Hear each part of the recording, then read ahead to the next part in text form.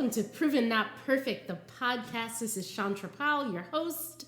Hey, today we have a very fun conversation with my friend Jen Mascali. Jen is a handbag designer. She is an entrepreneur. She is a stylist, and she is the most pure and kind, gentle spirit that you'll ever meet. In this conversation, we explore wonderful topics. We talk about going with your gut and starting businesses and business ventures. We talk about the humility and vulnerability of asking for help. We even touch a tender space in Jen's journey, where after losing her father in 9/11, she opened up to a whole new level of vulnerability in her own life and her self-actualization. You're going to hear about style. You're going to hear about creativity, authenticity, all the things. So I'm not going to say anything more. Enjoy the conversation between me and my friend, Jen Mascali. Welcome. This is a long time coming. I am so excited to have you and to share you and to talk to you on a different level and all the things, right? Like this gonna be fun. It's gonna be fun, and I know it's just gonna flow, and we're gonna be good. Yeah. But first, let's salute each other. Salute day. Cheers. Yes, excellent. See, this is only a fitting way. It's a fitting way to start. Others will not know what the heck just happened, right? Like, especially if they're listening to us on the podcast instead of watching us. But they're going to be like, what just happened? I just heard like some girl cheers and then like a slurp of some sort, right? Well, we just did a wonderful raise our glass toast of red wine. And I think it's so fitting because my guest, Jen Mascali, is a woman of so much substance, like the red wine, but also I think of the color and the depth and the breadth of the wine, very much similar to who I've had the pleasure of getting to know over the last couple of years, right? From close and from afar. My yoga friend, right? But she's my yoga friend. So yoga produces some good things. But so much more than that. And I'm excited to have this conversation with you. So Jen, for those that are watching and listening, I want them to know who you are, right? And what you're about. And no better way to do that than to just kind of jump in.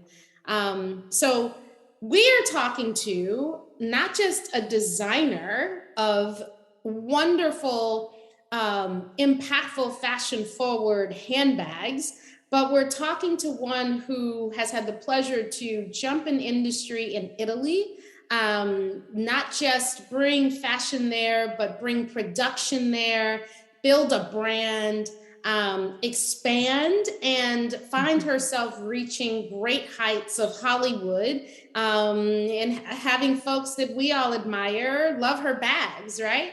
And you have a legacy in this too. So tell us about Jen Mascali. So where do I begin? Let's see. I guess we can start with the whole Italy story and how that came about. So I had gone over to Florence to visit, and I really felt a connection there. And I do have Italian heritage, and I guess maybe that was it. My great-grandfather was a shoe craftsman, and in his time, he crafted shoes for celebrities and actresses, and he made Grace Kelly's wedding shoes. So it's a pretty fun part of our family history. So I had that sort of leather in my background, but I was a fashion PR major and worked in fashion, but never got into the leather aspect from it. And when I went to Florence, that's this epicenter of the leather world. And I just fell in love with it there and the artisans, and started working for a designer there, took a design course, and just pretty much learned the trade hands-on. Wow. So first of all, unpacking that, had the courage to go to Italy, because you grew up in New York, right? Go to Italy. Did. When you went to Italy, did you know that you would start a business there? What was the impetus to say, I'm doing this, I'm going? I just felt this sense of comfort there. And I felt like it was where I needed to be at that point in my life. And so after I went that first time, I said, I need to figure out what's going to bring me back there. And I went back and I started taking design courses, and then I started working for this designer. And at that point, I still didn't have a vision of I'm going to start a business, you know? I was just going with it and immersing myself in that craft. And one thing led to another. And after years of working for someone else and putting my ideas together, when the time felt right, I said, I think I'm going to give this a try and make a few samples and see where it goes, you know? Wow. And so then it just started to go from there. So pressure must have been something that you felt comfortable managing and had a system for being able to manage it? Or were you just so driven that it just took off and pressure wasn't even a thing? It was more energy. Yeah, I think for me, coming from the creative side, I never felt pressure on that end.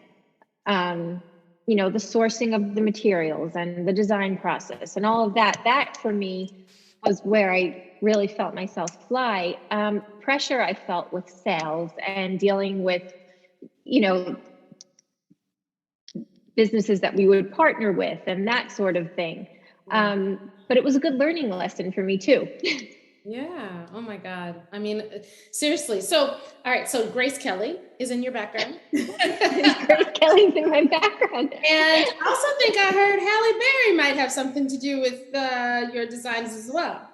So Halle Berry, gosh, in the very beginning, I'm not sure to this day how she got the bag. I don't know. There was a store in Laguna Beach, California that was carrying them at the time. I was working with a PR company at the time, but they don't remember sourcing the bag out to her stylist, but she ended up being photographed with one of the bags and I didn't know about it. And I'm online one day and pictures of her pop up and I'm like, that looks like my hardware. That's my bag. Oh my God. And was so this then, people influencers were like really, you know what I mean? Is this earlier on? Oh, wow. This is earlier on. So, I mean, Instagram really wasn't such a thing yet, you know, It was like the very beginning of that. So I don't know, it was maybe People magazine or something like that, like an online thing popped up and so it was so exciting. And then after that, her stylist and I were in touch and she's worn bags a few more times too. And they just kind of go with her style and her aesthetic. And I just like that it happened organically and it wasn't something that was forced upon her, you know? So what style aesthetic would you call your bags? They've been called rich hippie because it's a little bit more of a bohemian. I like to say raw luxury. I use a lot of the raw edging of the leathers and to show the natural textures of the skins, but then there's also like luxe linings inside and hand details on the hardware. So it's a little bit of a mix, but not much structure. You know, things that just kind of flow with the body and the person who's wearing them. They're a little spirited.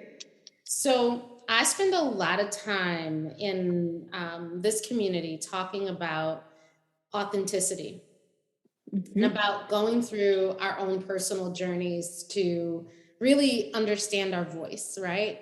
And then we can use it. Then we can bring that power and that bass, right?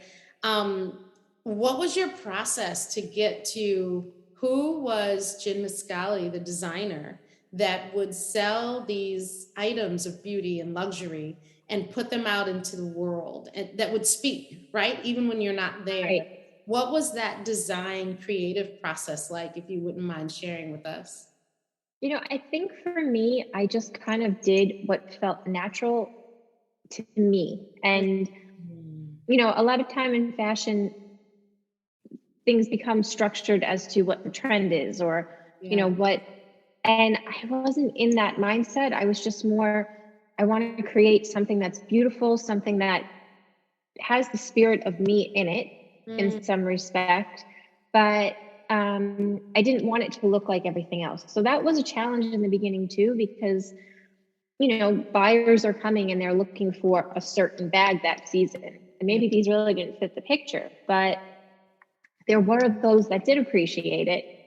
And I'd rather sell to that than sell to the masses that really didn't get it, because then I was being authentic to myself and who I was. And that was another thing with keeping it made in Italy too. I could have taken a production to China and cut costs, and it would have become a totally different animal. But one of the reasons I started the brand was to promote the integrity of the made in Italy artisans and that craftsmanship, and also going back to, it's part of my heritage. So that was important for me to keep that element into it. So I love that. Yeah, really just about being, what was coming from my vision of what I wanted the collection to be, and just waiting for those right people to appreciate it, and it did happen. So whether you are an artist, whether you are a woman in business, whether you are an academic, it doesn't matter, right? It seems that those that have made an impact and pushed to that next level of their personal greatness, they really anchored in on what resonated for them. And that's what I take away from your story, right? You weren't, how do I fit into the trend of the day? You really wanted to bring forth yourself. Wow. Absolutely. Yeah, absolutely. And it's the first clients that bought the bags were a Japanese company, and they distributed them in some of their stores in Japan. And it kind of all made sense because the Japanese are so into that fine detailing. And so the hardware that I had in this first collection, there was all these intricate bugs and leaves, and it was all done in brass, and they were drawn to that. They were drawn to the fine detail. And I said, well, this kind of makes sense. Their culture that comes from attention to detail was drawn to these bags that for sure had a lot of attention to detail. So where's the struggle when the other side of your brain says, okay, Jen, the businesswoman, we need to scale. There's a market. How do we potentially get that market? Do we think about mass production? All those things, right? I mean, how did you manage, the other devil on the shoulder that was thinking economically versus thinking creatively? Well, I'll be honest with you, because I think that, business, there's highs, there's lows, there's failures, right? The times that I was swayed, that it was suggested, well, why don't you make this shape and do it in this leather? And, okay, let me see. And, let me see how I can make this work. And I did it. And it turned out that it just didn't make sense in the collection. And it was the bag that didn't sell. So that was just bringing me back to, what, go with your gut, go with your head. And I think there's so much goodness about that phrase. And I think the older I get, like, that phrase is really resonating to me in a way that it didn't before. Go with your gut. It's so true, because I feel like it's always going to lead you the right way. You get that sensation, you get that feeling, and when you're going against the grain, Yes, you do. And we ignore it. Yeah. And we ignore it, and we think, oh, well, maybe, okay, this is what they're saying is right, and I'm getting this from different directions, and let me try it. And I should listen to myself. Oh, true. You know what, man, even in relationships, right? Absolutely. Relationships, whether they were loving relationships, whether they were business relationships, if there was something in me that almost gave a pause, and I ignored the pause, I would later realize that there was a reason for that pause, right? Right. Yeah. Wow. That's really good. That's really, really good. So then my book, this club community is kind of called Proven Not Perfect, right? And I share my story of getting to a place in my life where I really did appreciate my ridiculous quest for perfection in achieving whatever the thing was just that. It was foolish, right? It was naive. Right. Did you ever have the same kind of burden, if you will, of seeking perfection? And if so, what was your story to figure that out?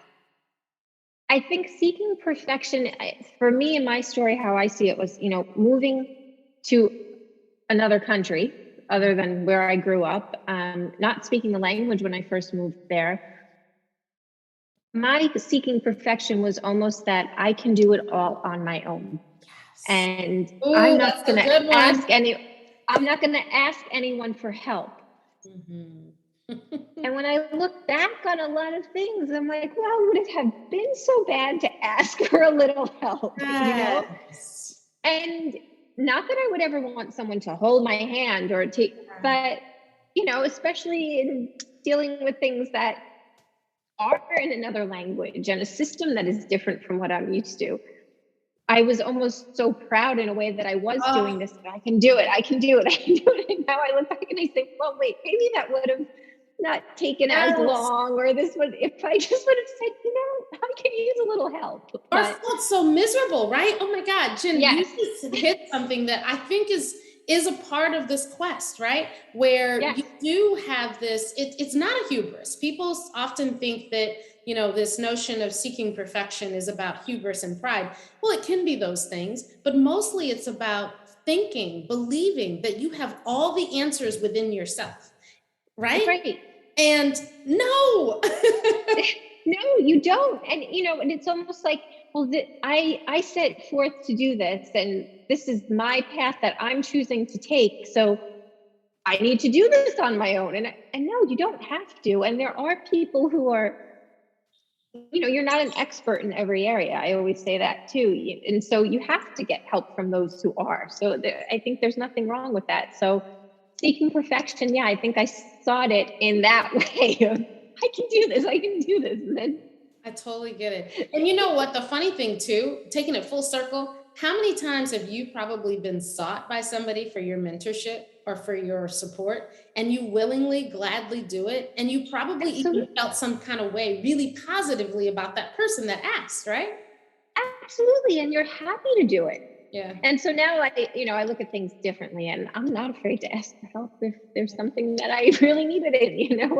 Yes. Oh my God. That is awesome, because I think that is a level of vulnerability that so many of us don't get to, Mhm. right? Or get Right. to, and then we have to figure out how to go back and pull all those pieces and weave them together, right? So that's really cool. So, like in the same vein, what would you say? Because I think it's always two ways, right? There's that thing that Hmm. we have to rid ourselves of in this seeking perfection, but then there's also a Right. superpower, a really authentic superpower that's uniquely yours, right?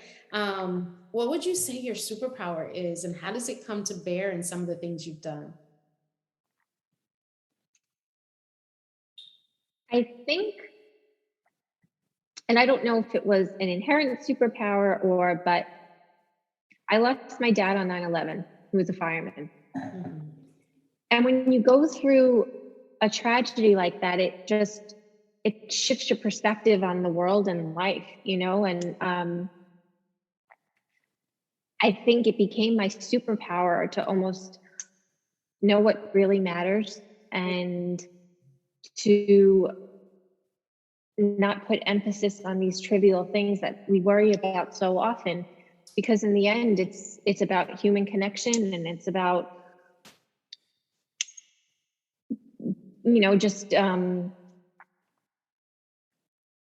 holding those we love close to us, and just living for the beauty in each day. So I think I kind of go ahead and look at all things that way. So I don't know Oh, if it's a superpower or if it's a ooh, learned power, or girl, uh, that's a superpower. It is, seriously, because look, it gets back to the ails of perfection, seeking perfection, right? You can be so locked in that you blow past the people you love, and you blow past the right. important little moments in life.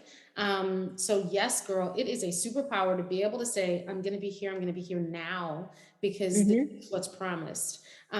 First and foremost, I want to honor your dad. That Thank you. was an incredible day, for all of us in this world. And I know that the outpouring of love and support you've probably received in spades, but I want to make sure that that, we honor your Thank you. dad. I know you do. I know you do. Thank you. Thank you. Yes. Yes. But, even from his example, he was the type of person that he would work like crazy and be exhausted, but want to take my mother and my brother and sister and I out to the beach to go get dinner or something at night. Or he just, Um, and that was, to me, that was life. He was making life important, And so I try to put that into everything that I do, that it's, yes, we need to be responsible. We have a business. We need to run the business the way it should, but there's also, we need to live. oh my And God. maybe that's Girl. something that, but maybe that's something that, really resonated with me with Italy too, because that's the Italian culture. They drink wine. They drink wine. They drink wine. And they don't live to work. They work to live, and I think that's a good mentality. And I've, business wise, businesses are successful and they go in that way. Yes. Oh my God. Yes. Yes. And yes. Wow. Okay. So let's flip it and talk style a little bit, right? So if I'm keeping it A100 with you, girlfriend, all right, in 2020, not only did the world stop, but literally for a moment, fashion, like, I think I'm okay with fashion forwardness. I think I've always brought a little bit of funk to the boardrooms that I've blessed, right? Maybe too much. You sure have. Maybe too much sometimes, but in any case, I walk in it, I wear it, and we get past it because it's all about the business and the articulation. But I will tell you, 2020 comes and here we are working from home mostly. If I did go into the office, into the building, it was a dark building and there was only a few of us on the executive team that were in the building. So this notion of fashion really shifted to comfort for me. And then when we were really in lockdown and nobody was really going anywhere, it went to even another place, which was I only have to care about people seeing me sort of top up, right? Yeah. Then, okay, so then fast forward, things start opening up, and I'm having meetings and here and there. It took me a minute to know how to put two and two together. Hello? Listen, it's a real thing. You had to remember how to get dressed again. Yes. And I'm still remembering, Jen. Yes, I know, because we're getting there. I feel like in the past month, I'm seeing a shift back to the way things really were, even with events happening again and people getting really dressed up again and all of that. We're seeing it, but it took a while. Yes, it took a while. And my feet, they went to a place of loving, not being tortured with the heels, right? To now, figuring out, okay, I think I used to do this. How do I do this without cramping? Well, I think, from what I'm seeing on the styling end, people are going a little bit more towards buying practical and buying things that have longevity. Oh, so there's that. Okay. And then there's also the other side where there's this eclectic mix that's going on that is spirited and joyful because people are ready to live again. So you have kind of both ends of the spectrum. I can see that. But I do. It's overdressing to the grocery store, right? Like that's. Yes. I'm seeing that. Yeah, absolutely. Yeah, because people just, they've had it and they want to, and there's nothing wrong with that. I mean, I think that's where, individuality in fashion happens because, maybe you're throwing some patterns together that don't make sense, or you're throwing on this jewelry that might have seemed ridiculous at another time, but now it kind of all works because it's making you feel good. And that's really what it's all about. It's self-expression, and wow, it's what you want to present to the world, right? So if you're dressing and you're having fun with it, well, you're ready to have fun in life. I feel like it all comes back to that. So does it even connect to something that you said earlier regarding even defining your brand and the style of your brand, right? We maybe are in this season where everyone is in a place of authenticity. And so if I feel like dressing to the nines to go to the grocery store, then that's how I feel and no one judges. And if I Right. feel like Yes, absolutely. whatever, yeah. Yes. Wow.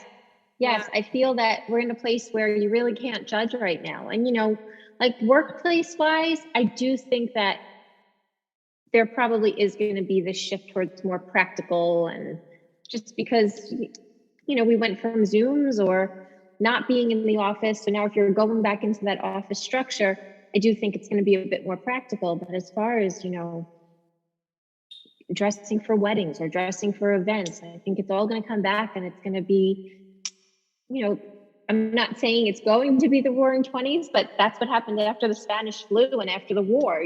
People were ready to start living, and fashion became flamboyant. So Yes. Oh, I I think we'll love see. that. I think, yeah. And if you just look at what's going on in Hollywood right now, there's few events that have happened. It's over the top glam, and it's nice to see. Yeah. Oh my God, a renaissance of sorts. I just got chills. Um, Yeah. and Yeah.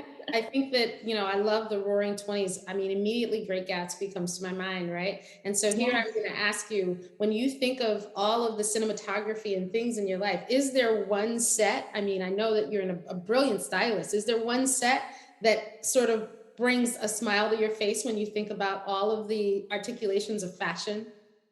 Oh gosh, let's see. Hmm. I mean, I always go back to Zeffirelli's version of Romeo and Juliet. It was one of my favorite movies, and I watched it for the first time. I think I was in the 6th grade, and I never realized why I was so drawn to this film. And it was all of these ornate Renaissance robes and gowns with different ropings, um, and then I realized later on it was filmed in Verona, which is, an ancient city in Italy, which is very much like Florence. So maybe that's what, when I got to Florence, I said, oh, wait, now it all makes sense. I love that movie. I'm here. I feel it. But there's something about pieces from that era and the tapestries and all of that. So it all kind of became connected with the whole Florentine thing and the look of my bag. So I always go back to those sort of Renaissance pieces. So before we go any further, how do folks purchase your bags today? Is it, go ahead and Through give my it. website. Yeah, through my website. It's just jenmascali.com. You click on the shop. JenMascali.com? Yep, that's it. JenMascali.com. Awesome. Well, if you have not heard of Jen Mascali, by seeing Miss Halle Berry sporting her goods, you owe it to yourself to check out her website. You have an IG presence as well, right? And yeah, I have an Instagram page, just Jen Mascali. Yep. excellent. So folks have got to check that out. I tell you, you know what, going back to that style question for me, I'm going to tell you this. So the movie still to this day, and I hope folks don't judge, but it just is, it's true, that just, I could watch it at any point and feel joy because it mirrors very much like you described the Florentine connection with the Romeo and Juliet version that you saw. I resonate with Devil Wears Prada. Oh, there you go. I'm drawn to the badass boss. I'm drawn to the work your butt off, get to the top of the Andy character. I am enraged by the I'm already here character and Emily. I love the designs and the fashions, from sunglasses to bags to shoes to everything. And I also love the personal crescendo in the end of the main character, who was seeking that perfection. And at the pivotal moment of her literally, quote unquote, having it all, she chose not to have the all that she envisioned. She chose to have the all that was authentically her. Authentic, And yes.